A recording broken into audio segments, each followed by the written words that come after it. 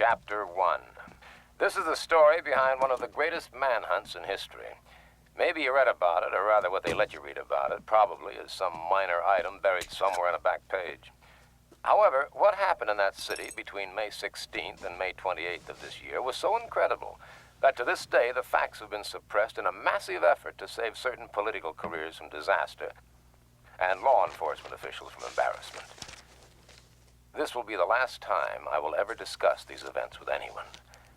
So when you have finished this bizarre account, judge for yourself its believability, and then try to tell yourself, wherever you may be, it couldn't happen here.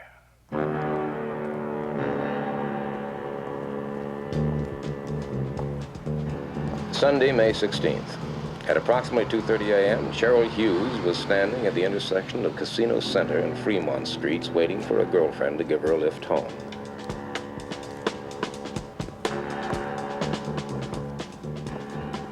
Cheryl Hughes was 23, 5 feet 5 1/2 inches tall, 118 pounds, blonde hair, light brown eyes, swing shift change girl at the Gold Dust Saloon. Cheryl Hughes, tired and hungry, but just mad enough to walk the 8 blocks to her small frame house off the corner of 9th and Bridger. Cheryl Hughes, en route to her doom.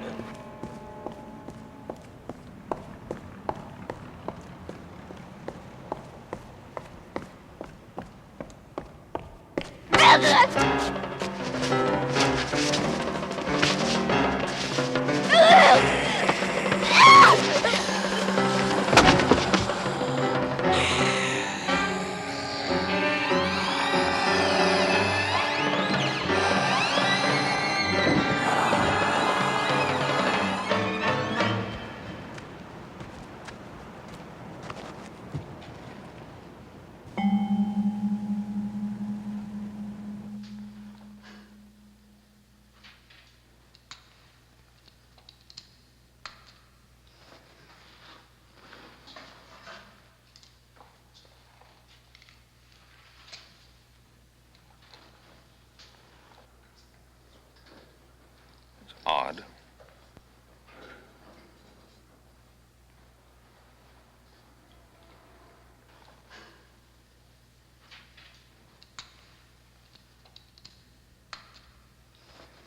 No evidence of dependent lividity either. Peel back the chest flap, please. This should do it. It's incredible. Begin the gross work on internal organs. I'm going to phone the district attorney. And don't talk about this to anyone.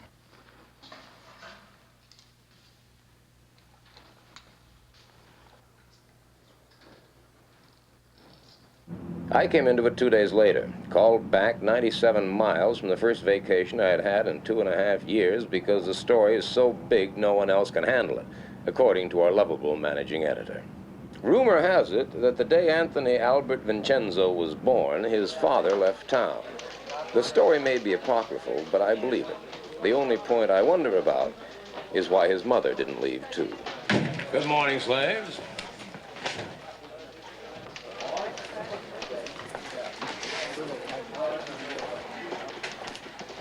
We are not amused. Kolchak, you are on it. A 2-day-old, third-rate murder. You are on it. From what about them? They have other assignments.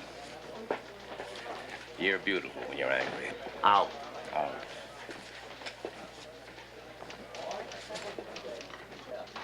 First stop, County General to see one of my most reliable spies. At least he used to be reliable.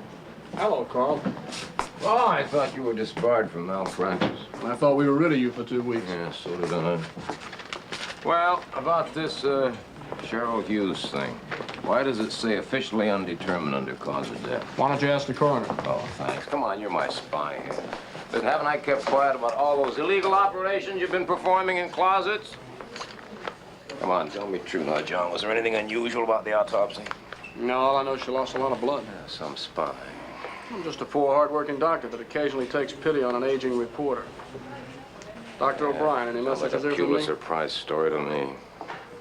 Second stop, the Gold Dust Saloon, and a chat with Gail Foster, one of Cheryl Hughes' fellow workers, and a rather close friend of mine. Poor Cheryl. I feel just terrible about it, Carl. Well, honey, if you don't want to talk about it, you don't have to. No, I want to help if I can.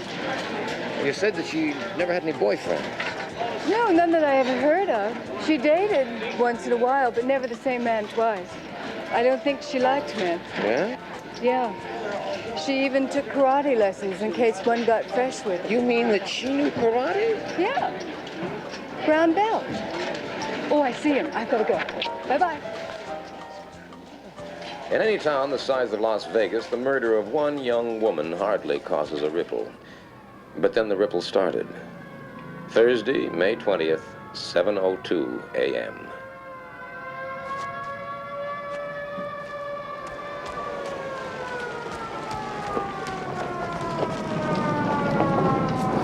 Over there. I didn't go down. I couldn't. Okay. Don, take your statement.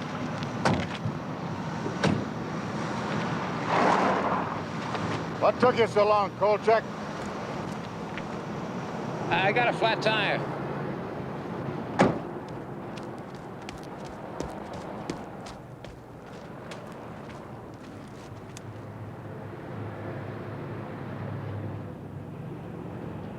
Not a footprint in sight. Is that physically possible? If it happened, it's possible. Well, it sure looked like it happened. Now, come on. Bonnie Reynolds, 27, divorced, cocktail waitress at the Harem Room Casino.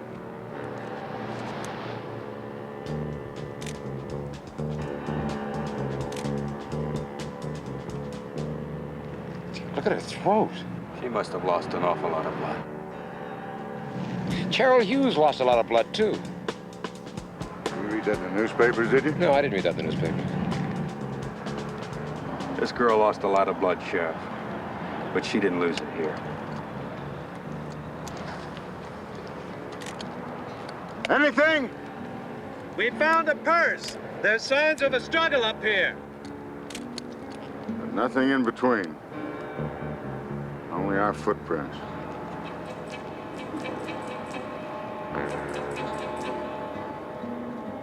What'd he do, throw her? Who said Bonnie Reynolds was thrown 22 feet into that car? The coroner? I haven't heard about it. Who said this new killing is connected with the Cheryl Hughes murder? The police? Not to me, they haven't. Who said Cheryl Hughes died of massive blood loss? The coroner again? No, he hasn't even turned in his report yet. And who, may I ask, said that a super powerful madman is running loose in Las Vegas? You hearing voices, Kolchak? I did not make up the facts. Oh, I know your boy. Big-time reporter like you, condemned to the sticks for those journalistic grooves. I did not make I know up... you'd like a big fat byline on a big fat story so you can pay your way back to a big fat city job. I did not- Kolchak, I expect you to report, not to come up with fairy tales. And Kolchak, quit barking the PD. If something turns up, they'll let us know. Meanwhile, use your head and lay off. Whatever they're up to, they don't want any help from amateur bloodhounds like you.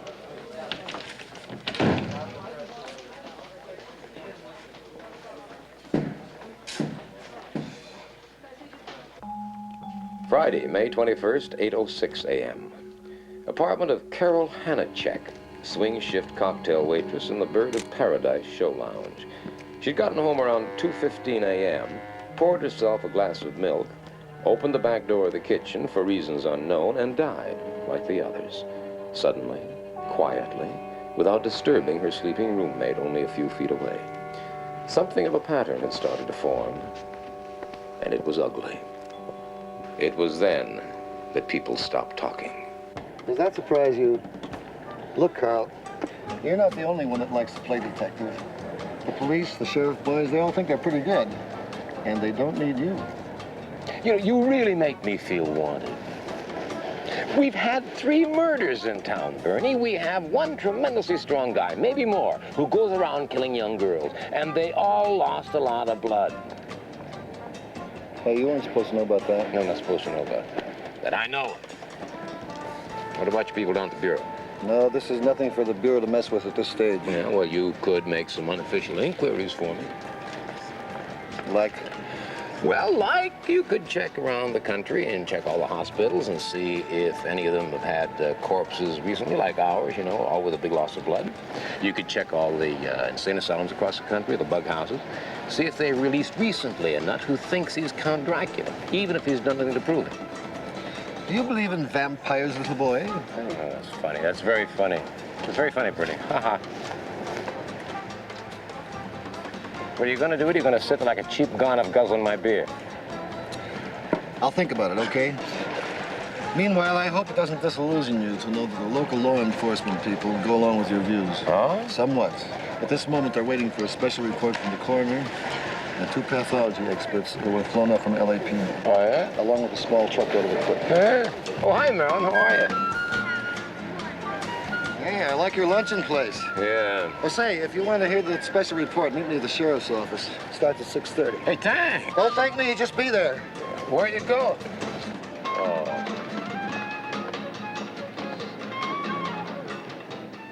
Mr. Kolchak, telephone, please. Mr. Kolchak.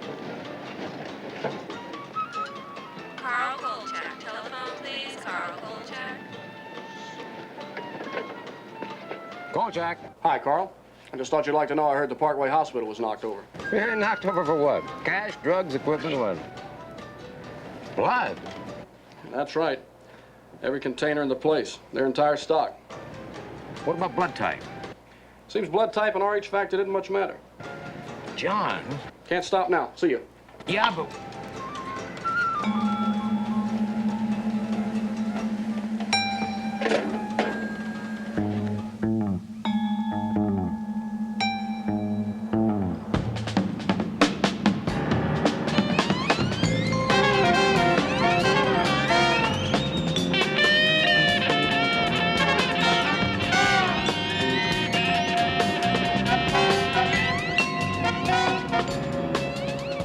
.30 p.m., Clark County Courthouse. Present, in addition to myself and 2 incompetents who called themselves reporters, were Warren Butcher of the Sheriff's Office, Thomas Payne of the District Attorney's Office, Captain Edward Masterson of the Las Vegas Police Department, and old buddy Bernie Jenks, holding forth with his inimitable cool, Dr. Robert McCurgy, boy coroner. We found that death in each case was extremely swift, coming in something less than a minute. After the initial wounds were inflicted, the blood was drained very quickly, some kind of suction device being used. Now, this would explain why no blood was found anywhere in the victims or in the areas they were discovered. Doctor, Kolchak, Daily News, do you have any idea what could have made these wounds? They're not unlike the bite of a medium-sized dog. What do you mean, dog? What? Dog. What are you telling us? A dog did these murders? I didn't mean to indicate that the wounds were actually inflicted by a dog, only that they're similar to those which might be caused by a dog. A rather interesting point is that we found another substance mixed in with the traces of blood in the throat wounds, namely saliva. What do you mean, saliva? I mean saliva, Sheriff Butcher. Human saliva.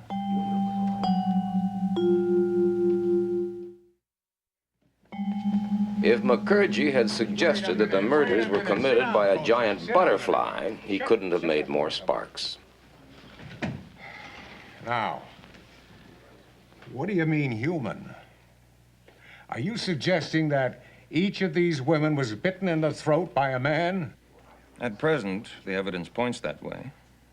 However, I couldn't and wouldn't hazard a guess as to motivation. I can only be sure they each died from shock, induced by massive loss of blood. Dr. McCurgy, is it possible that he killed these women by biting them in the throat for the express purpose of drinking their blood? Kolchak, now you're here by the mutual suffrage of us all. Sufferance. What? It's sufferance, Sheriff. Well, whatever it is, just shut up. I'll answer that. There have been cases of people who, through some mental derangement, have come to believe they were vampires. In Germany in the 1920s, there was one fellow who did use his teeth to rip out his victims' Now, we are throats. not going to jump to any conclusions about who or what killed these women. It is possible, you know, to type a person's blood from his saliva. If I were you, gentlemen, I'd look for a very anemic fellow, possibly with some rare blood disease. Well, I don't care what kind of a nut killed these women. But I'll tell you this, he's out there, and I bet he's high on pot or the hard stuff, And he's going to kill again unless he's stopped. Masterson, what have your people got on this Parkway blood theft? Well, the latest is the nurse said she saw something funny out there last night, or early this morning. Seems that a tall, skinny guy dressed as an orderly was nosing around the refrigerated storage area. That's where they keep the blood and the plasma. She didn't think much of it then, but later when she spoke about the guy to the floor super, she was told that there was no such tall, skinny guy on duty there. Description as follows. White male adult, 6'2" to 6'4", thin, about 175 pounds with pale complexion, dark hair. So we start looking for a man, local resident, or worse yet, some outsider who may not even still be in the area.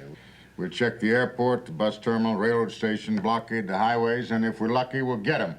If he's stupid enough to still be hanging around after 3 crimes. Now, you got any other suggestions? Just do it. All right, let's break this up. Thank you, Dr. Thank you, Doctor. Mr. Payne, I shouldn't be too inclined to reject Mr. Kolchak's theory out of hand if I were you. It is at best highly speculative, but not altogether unwarranted. Kolchak, you can throw away that cassette.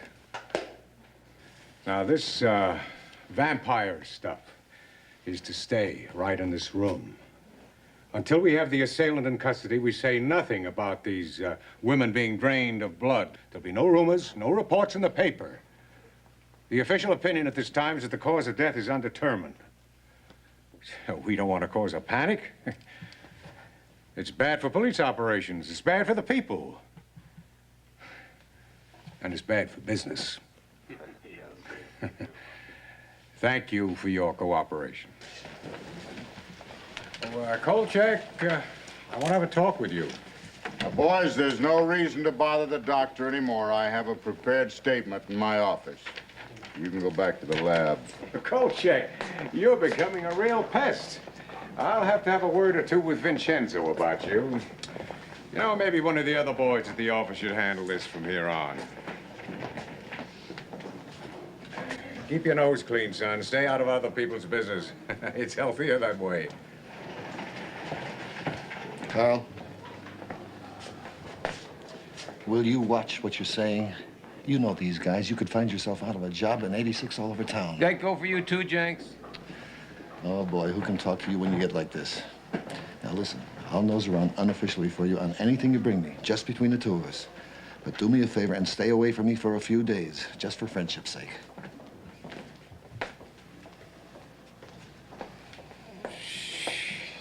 Did I say it was a vampire? Well, what does your suggested headline say? The story makes it clear. Vampire killer in Las Vegas, question mark. Do I misread? The story makes it clear. Do I misread, or did you use the word vampire? Some screwball who imagines he's a vampire is loose in Las Vegas, and people ought to be told. If there's a screwball running around loose in Las Vegas, his last name begins with a K. You already heard about the little scene you had with the boys downtown. No vampire stories. Clear?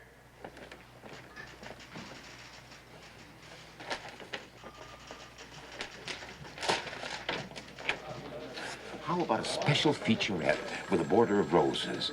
An interview with the 2 girl victims in heaven with a celestial choir in the background. Ow!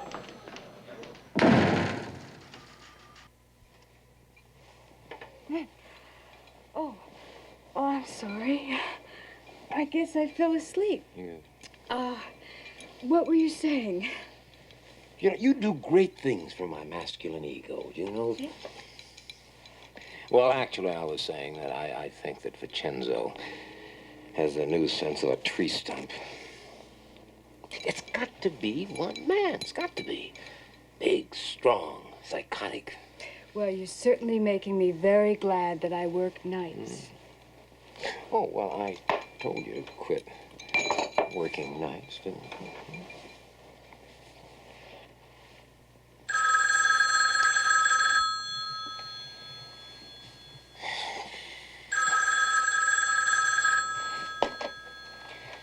Kolchak.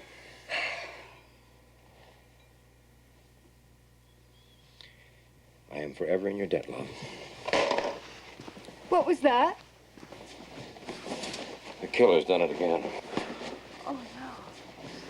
Only this time, he was seen.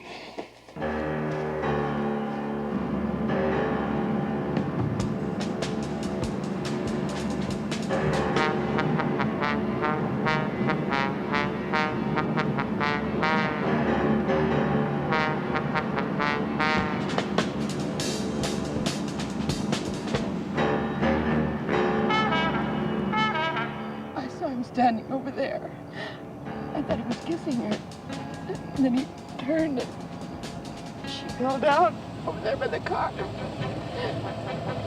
He must have followed her home. I'm sorry. I can't.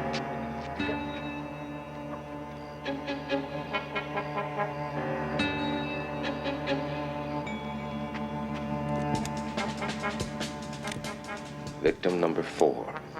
Mary Brandon, showgirl, 25, 5 feet 8 inches tall, 125 luscious pounds.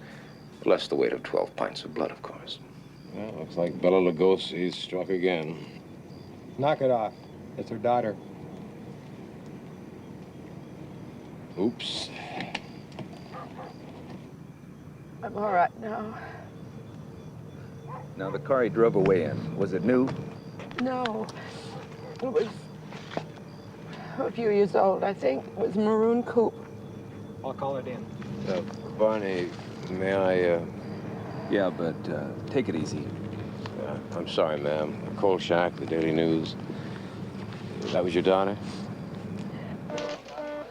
My best contact in Las Vegas has always been Helen O'Brien, chief switchboard operator at the county courthouse. Hello, adorable. You're a sadist. Oh, I could take it back. Over my dead, plump body. Listen, you magnificent morsel. The DMV is checking on the suspect's car. Now, you couldn't help me in that area, could you? Of course not. Bribed again. Kolchak? No, Bertie. Come on. How'd you like to see the killer's face?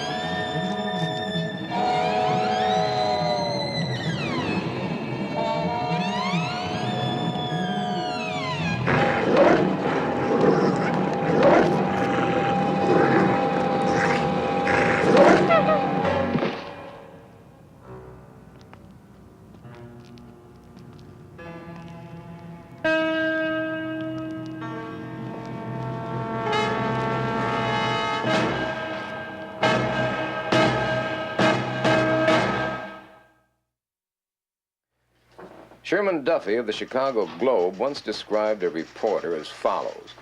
Socially, he fits in somewhere between a hooker and a bartender. Spiritually, he stands beside Galileo because he knows the world is round. Not that it does much good, of course, when his editor knows it's flat. Kolchak. Shelley Forbes has got to be his 5th victim. Look at the way her dog was killed. You'll never give up, do you? What do you mean? I mean, this is unacceptable. Unacceptable? Kolchak, I'm very close to firing you, even though the owner of this paper has a sore spot in his head for has-been big city reporters. I am tired of your pressure, Kolchak. I'm tired of the owner's pressure. I'm tired of the pressure from all around me to blow the story up on the one hand and keep it under wraps on the other. I am tired of being the middleman, Kolchak. Do you understand that? Can you understand that? What do you want, Vincenzo? A testimonial from Count Dracula? Out! Get out! What is this get out game we play? This nut thinks he is a vampire. He has killed 4, maybe 5 women. He has drained every drop of blood from every one of them. Now, that is news, Vincenzo. News. And we are a newspaper. We are supposed to print news, not suppress it. You know darn well why we're soft peddling this thing. No, tell me why. Could it be because we have been told to? Kolchak, you are an idiot. Worse, you're irresponsible. All these murders mean to you is a byline. Well, what the hell difference does it matter what it means to me? The point is that we are suppressing news. We are withholding information. Everybody in town knows what's going on. The police, the DA, the coroner's office, every reporter on every newspaper in Las Vegas knows what's going on. The only people who don't know are the people. At last, you got the point, Kolchak. The people in Las Vegas don't know. Because the people in Las Vegas would come unglued if they did know. Even more than they're coming unglued already. Capiche? Tuesday, May 25th, 7:30 p.m. Helen O'Brien had told me that the DMV had come up with 16 possibles. All but one had been eliminated. The car owner's name, Martin Lubin. Address on Spring Mountain Road. Name and address, both phony. Name of salesman who sold car, Fred Hurley. So I sets him a price. He don't say nothing. He just stands there looking at me. All right, now, how'd you find out about this, Kolchak? Well, a fat little bird told me about it. Now, Don't you stop just on my account. keep your mouth shut. Yes, sir. Okay. Well, like I said, he just stands there looking at me. Then he tells me the price is too high, $300 too high.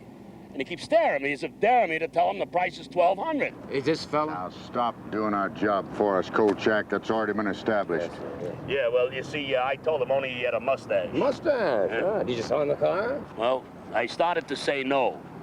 But something inside tells me, don't mess with this guy. I mean, he's a creep. With them red eyes and that voice, he's enough to keep a guy from working nights. All my life, I've waited for a story like this. All my life. And when it finally comes, I can't get it printed. Do you know, the holes in Mary Brandon's neck were airbrushed out before they printed the photographs? Yeah. Carl, if you keep going on like this, you're going to get fired again. Let's see, how many times has it been? Twice in Washington, 3 times in New York, twice in Chicago, and once, or was it twice in Boston? Huh. I'm becoming extinct in my own lifetime. Homo nous hocus, natural habitat, a pool of sour mash bourbon. You know, I really ought to light a candle to Ben Heck. Here. You ought to quit your job, you know. And you'll support me? Well, Oh, come on, honey, I'm serious. That weirdo's hit 5 girls, and they were all night workers. 5? Yeah, 5. Oh. Yeah, a girl named Shelley Forbes is missing, and I'll bet my bottom dollar she's victim number 5. Yeah, you know, you are, I'm sure, pretty good there. Carl, I've been doing some thinking. Oh, what do you know about vampires?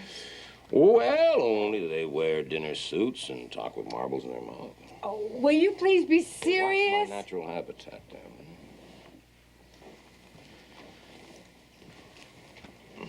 it. Open it. Oh.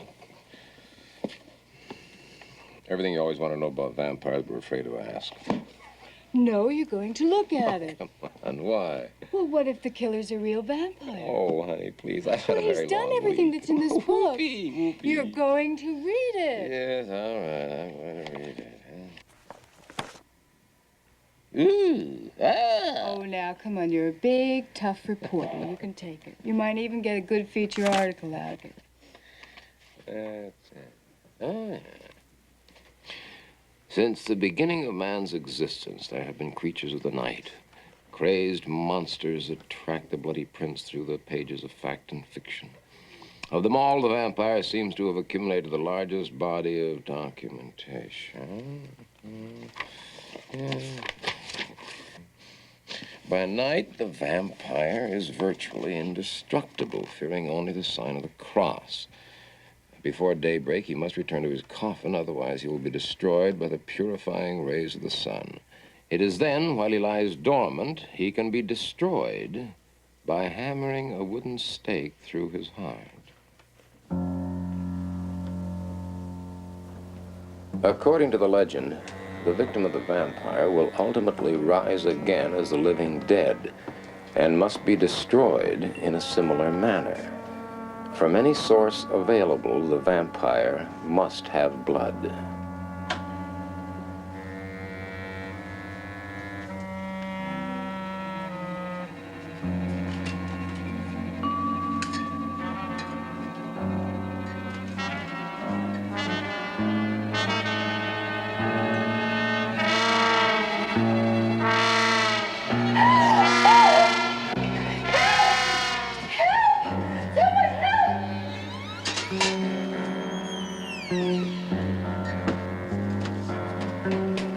He's in there.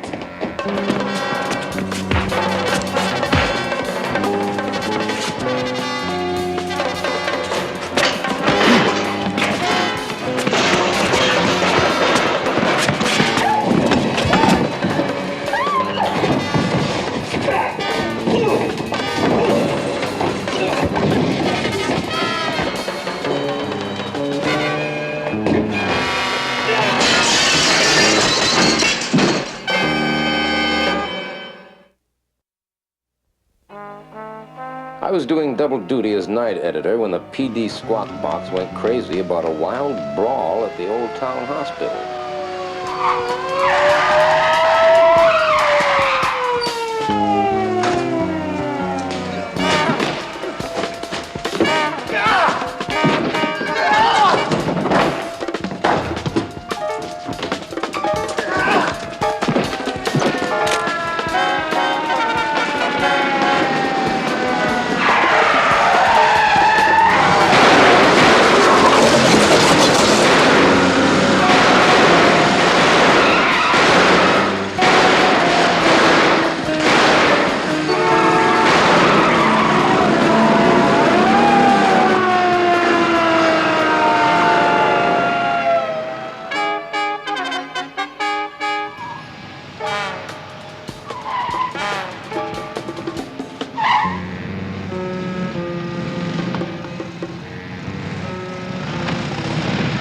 Thursday, May 27th, 8:20 a.m., and things were rolling.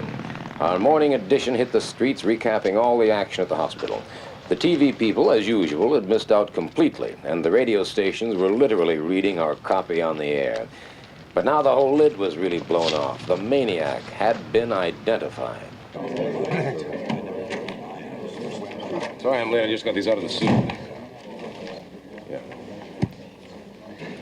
Now, here's a rundown on the Scotland Yard and the Interpol findings. Subject, Janos Skorzny. Born in Craiesti, Romania, 1899. Now, wait just a minute. You trying to tell me this guy's over 70 years old? Come on, Bernie, your boys have come up with a wrong man. Like hell we have.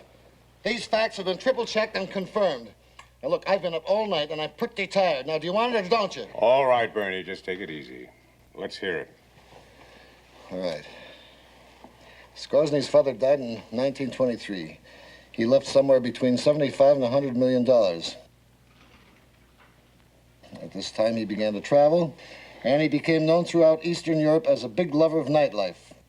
Now, we don't have a lot more on him before World War II. However, Scotland Yard reports that he showed up in England just in time for the German Blitz. I'm sure Mr. Kolchak will find the following facts of interest. Such formality from a man who always guzzles my beer. While in England, he passed himself off as Dr. Paul Belasco, specialist in hematology research. His work involved freshly killed air raid victims from various London emergency rooms. As a matter of fact, at his residence in Shafto Court, he installed several kinds of sumps, tubs, and an extremely large commercial meat freezer. In 1948, he turned up in Canada still as Dr. Belasco, and further checking made his presence known in almost every place along the U.S.-Canadian border where rioting and violence and a number of dead bodies were found. We believe he left Canada for Vegas April 19th under the name of Detective Constable Alan Hensley. Now, because of his British citizenship, he is an international fugitive. So my people are very interested in it. This is no longer just a local matter. Now, gentlemen, the one constant that has shown up in all of our reports is that Scoresny's travels have always been accompanied by a number of unexplained killings, many of which have one thing in common: a massive loss of blood.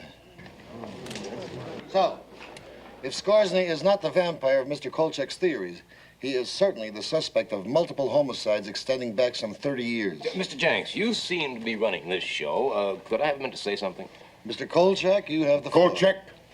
Now, you keep it short. I was at the hospital yesterday, and a lot of things were happening that you just simply cannot explain away. Sheriff, your own men shot at him, some at point-blank range. How come it didn't even slow him down? How come a man over 70 years old can outrun a police car? How come this same man, when slugged in the head, doesn't even bleed? Now, I saw those gashes in his head, and whatever was trickling down from those wounds, it was clear. It was now, not this guy's blood. got a motor mouth. Can't we shut him up? No, let him hang himself. Then we'll finally be rid of him. So far, he has killed 4, probably 5 women. Now, the coroner said that those bite marks on the throat were made by human teeth. He practically confirmed the fact that he actually drank their blood. Now, wait, now, whatever the Scoresny may be, he seemed to be functioning as if he were a vampire. Now, you can go on operating as if he were an ordinary man. That's up to you. But I know that the only way you're going to get him is if you proceed under the assumption that he's a real live vampire. Now, the research that I've been able to find... Wait a minute, Kolchak. Have you lost your mind? Can you imagine the total blind panic this town would be in if the public were told we were actually looking for a vampire? Not to mention the irreparable damage it would do to the image of law enforcement in Vegas. That's what it's all about, isn't it? That's it. Boy, I really can't believe that you guys are so afraid of appearing stupid that you'll ignore the only possible way of nailing him. You listen, Kolchak, and you listen good.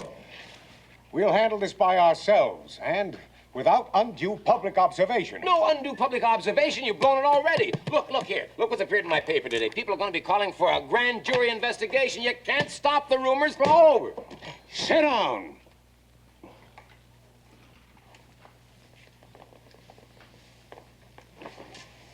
I don't care what's been printed in the newspapers. This man is still classified as an ordinary maniac, and he'll be settled by standard police procedures. Oh, boy. And you better start cooperating with that fact, Kolchak, or you want to get your pushy-tushy kicked right out of town. You dig? Yes, sir, I dig.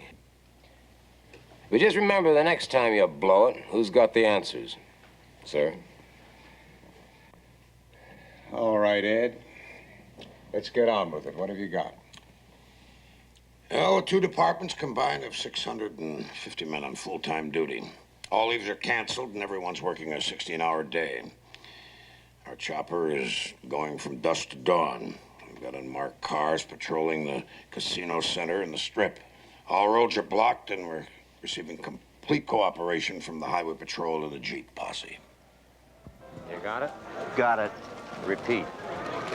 What did I say? Show every real estate agent in town a picture of this guy's puss and ask them if they sold a house to anybody that looks like him. Good boy, you got it. Now get going. Now, wait a minute. When did I lose this last dollar? Mickey, has the idea of winning ever occurred to you? Really?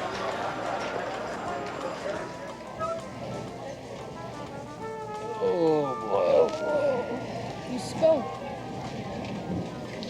You know, I have a very strange, unhappy feeling that the police are never going to catch his murderer. I also have another very unhappy feeling. Which is? That this case may be even bigger than I thought it was. Bigger? Well, stranger than. I've seen a lot of weird things in my life, love. I have never, ever seen anything like this.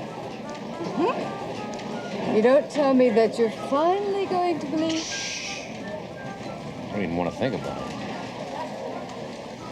Car 14, check out the report on the 2 ladies downtown Casino Drive.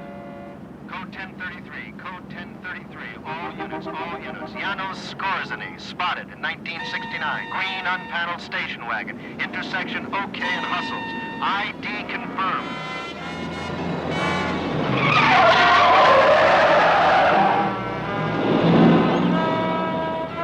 Positive visual contact made. Units 7 and 8, seal off, Rexford and Hustles and OK. Repeat, units 7 and 8. Unit 3, close off Park Paseo, Las Vegas Boulevard. Units 4, 6, move north to face Unit 3 at Park Paseo and 5th. Unit 5, move up to Bracken, to 5th place, all units.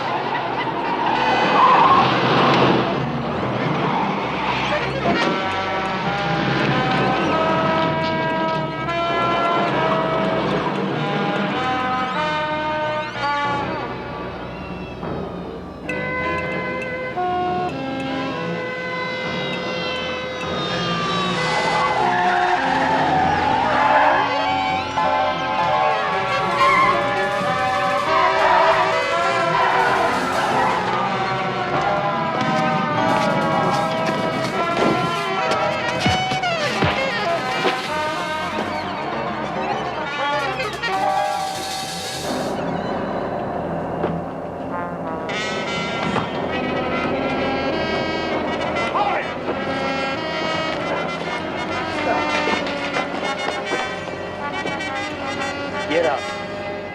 Slowly.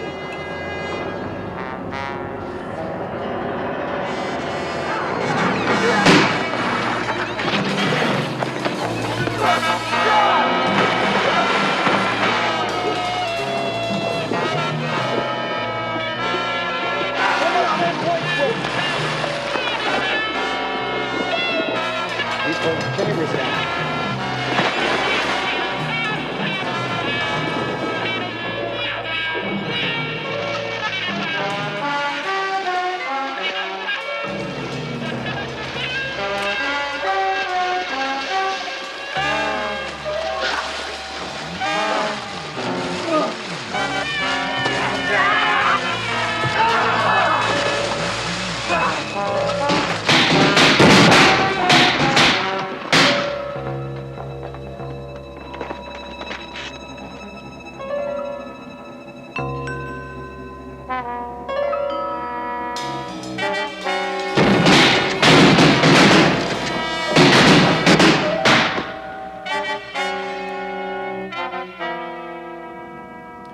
Friday, May 28, 3:17 a.m. Despite the helicopters, the highway patrol, the Jeep posse, despite the blocking of every major road and highway, despite the mass coverage of Las Vegas by every available man in both police and sheriff departments, Janos Skorzeny was still at large.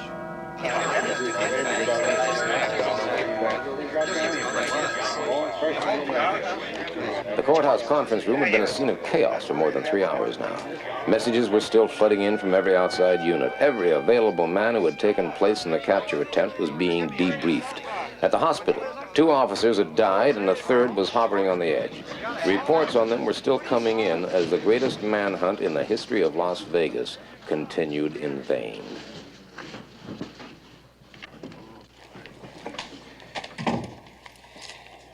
Oh, thanks, Bernie. Yeah. Well, what are we going to do? Now, are you willing to listen to my insane ideas? Kolchak, get out of here. Now, Warren, hold it. Kolchak, you were there, weren't you? Yeah? Every man we've questioned insists not only that Skorzeny was possessed of incredible strength, but that he was shot more than once during the capture attempt. Oh, I'd say it 30, 40 times. I'm sorry, I'm not buying that. Captain, you have 2 choices. Either he was shot, or your entire police department is blind. Ed, let's admit it. We had the man, had him cornered, and we couldn't hold him. Let Kolchak have his say. Before I do, is it agreed that in return for my help, you will grant me the exclusive rights to the entire story? Well, let's say it's agreeable if we decide to follow your suggestions regarding the suspect? Fine, fine, because if you don't follow my suggestions, you're going to be chasing your suspect till doomsday. Kolchak, just get on with it. Of course.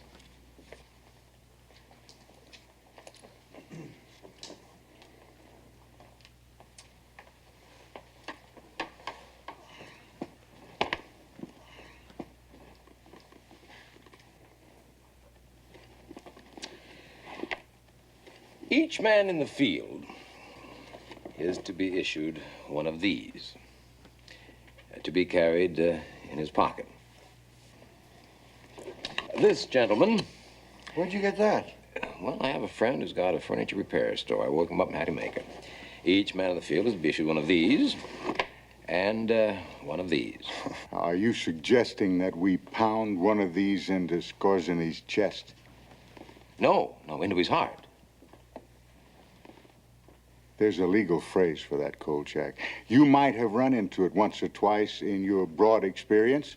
It's called premeditated murder. It's the only way you're going to stop him. You heard your own men. Can they all be wrong? Oh, you can stop your nighttime chases from now on, too, gentlemen. The only hope you have is to spot Skorzeny and then track him back to where he lives and wait until sunrise before finishing him off. He's only vulnerable during the day. At night, he's much too strong. Yes, gentlemen, I hate to say this, but it looks as if we have a real live vampire on our hands.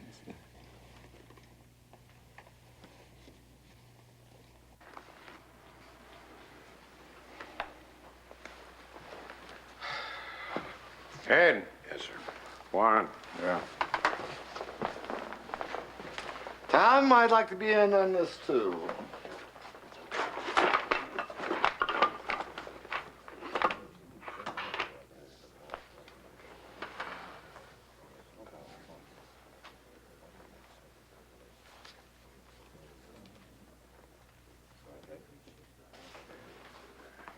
Okay, Kolchak, you've got yourself a deal.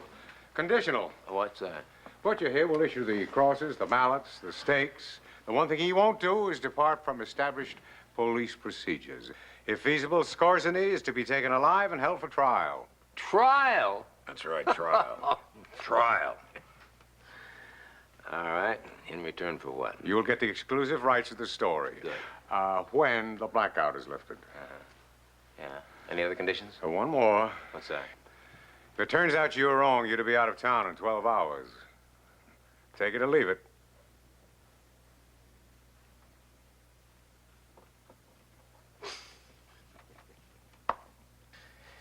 All right, I'll take it. Because I know I'm right. And you know I'm right. Right. Ciao!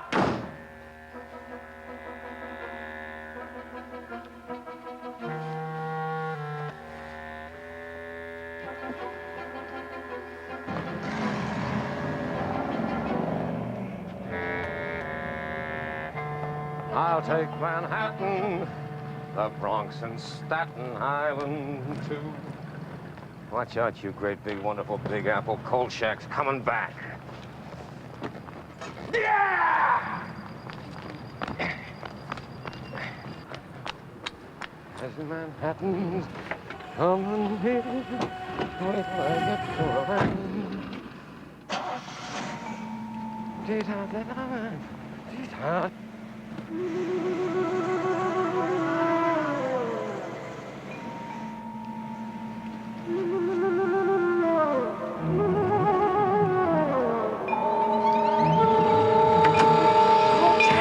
It's me, Crawford. What are you doing driving off with me in the back seat? What are you doing in my back seat? I wanted to talk to you. I saw your car parked here, so I got in to wait for you, and I got sleepy. You got sleepy. Hey, I think I found the house.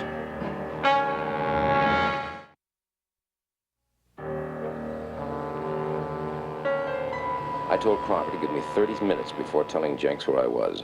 That way I could get to see the house alone for a while and also keep the police from arriving before dawn, which I knew they'd do if they got the chance, no matter what I told them.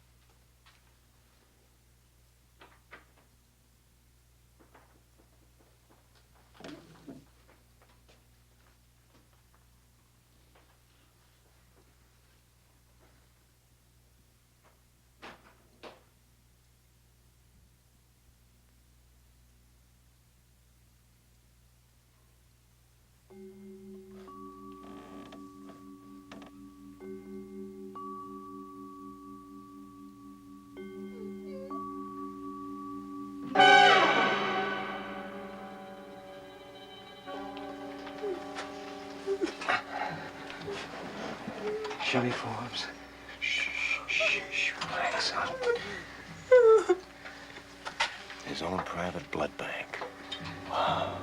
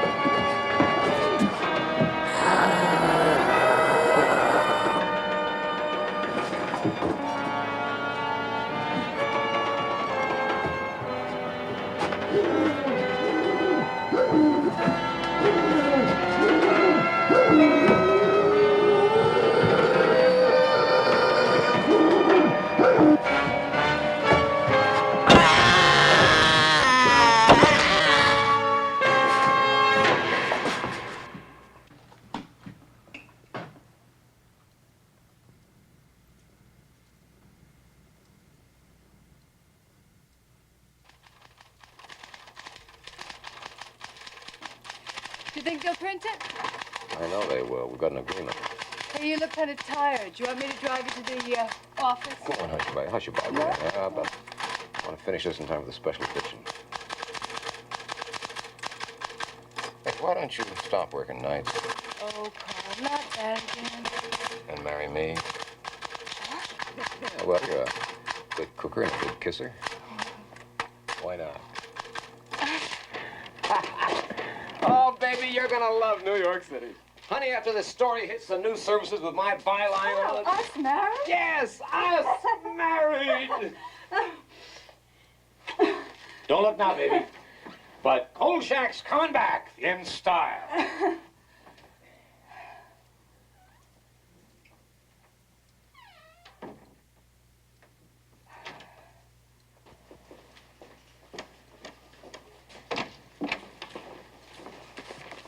There you are, Vincenzo. And if I do say so myself, it's sensational. I'm sure it is, Carl. You're going to put it in the special edition. Right. Yeah, with pictures. Uh-huh. Yeah, and the news services. Okay, fine. What's got into you, Vincenzo? You sick or something? I think this is all fine, Carl. Fine. Jenks has been trying to reach you. Yeah, what do you want? He wants to see you over at the DA's office. Why don't you run over there now? Yeah. Kolchak. You're one hell of a reporter. Thank you, sir.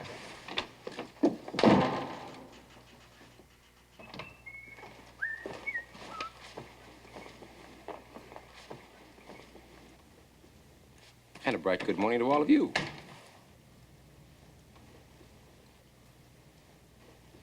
Bernie, what did you, Is your name Carl Kolchak, and do you reside in the city of Las Vegas?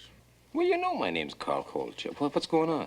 Carl Kolchak, you're under arrest on the charge of murder. The state requires that you be informed that you have the right to remain silent. No. Oh, no. No chance. You're not going to pull that one on me. No. Kolchak!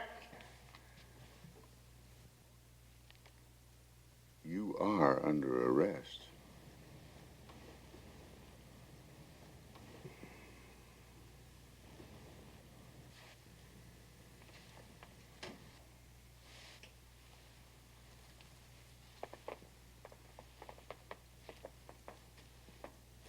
All right, Payne, just what kind of a dirty deal is this? You have a very short memory, Kolchak. A few hours ago, Sheriff Butcher himself saw you actually pound a wooden stake through a man's heart with this mallet. A man wanted for questioning. Questioning, mind you. He hadn't been arrested. He hadn't even been charged. You broke up our stakeout, and after we were kind enough to invite you to go along, you just charged in there in front of us and killed Janos Skorzeny before we had a chance to do anything. Well, you were even ranting and raving about this Skorzeny being some kind of a vampire, and you had to save the world.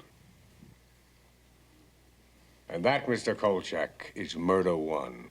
Now, if you plead insanity, you might get lucky, but I promise you this. You'll be committed to an asylum for the rest of your life.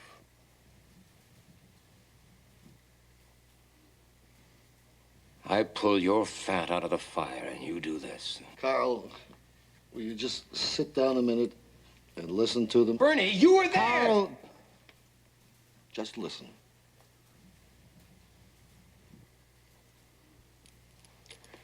This is your story, Kolchak. It's already being printed.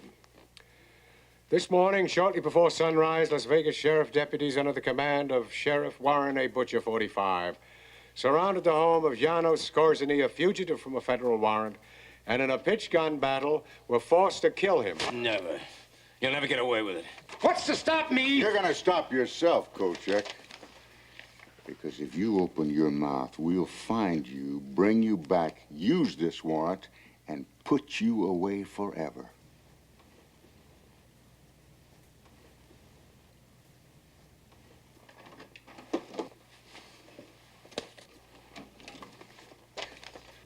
Pick him up, Kolchak. Pick him up and get out of town. Now, we'll take care of your back rent. I want to call Gail. She's not there, Carl. What have you done with her? Nothing. We just asked the young lady if she'd be good enough to leave town. She's an undesirable element, Kolchak, and we don't want undesirable elements in Las Vegas.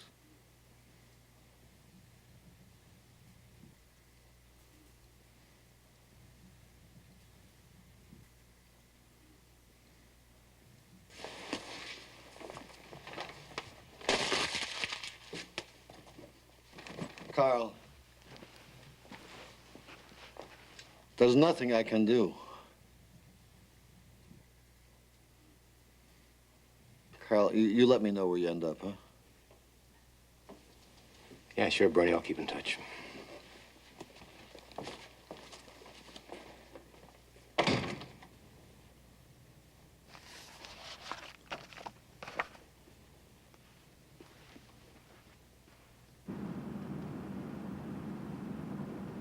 So all the loose ends have been gathered together and tied into a pretty knot right around the neck of guess who. After I left town, I began putting notices in the personal columns of newspapers from San Francisco to St. Louis. Until I ran out of money, that is. So far, I've received no answers, but I'll keep trying, even though I don't think I'll ever find Gail Foster again. Maybe it's just as well. So that's it. The book's finished, and now you'll have to judge for yourself. I must warn you, however, if you try to verify this account, you will find it quite impossible. Item, in Washington, D.C., there is no longer a file listing the suspect under his true name or any of his alleged aliases. Item, in Las Vegas, all of those who were involved have either left town, aren't talking, or are dead. I haven't had a decent night's sleep since all this happened. And now you might find it difficult, too. Because there is still one fact that cannot be buried. After the death of Janos Skorzeny, he and all of his victims were immediately cremated. Why? Remember the legend? All those who die from the bite of the vampire will return as a vampire, unless destroyed first. So think about it and try to tell yourself, wherever you may be, in the quiet of your home, in the safety of your bed, try to tell yourself, it couldn't happen here.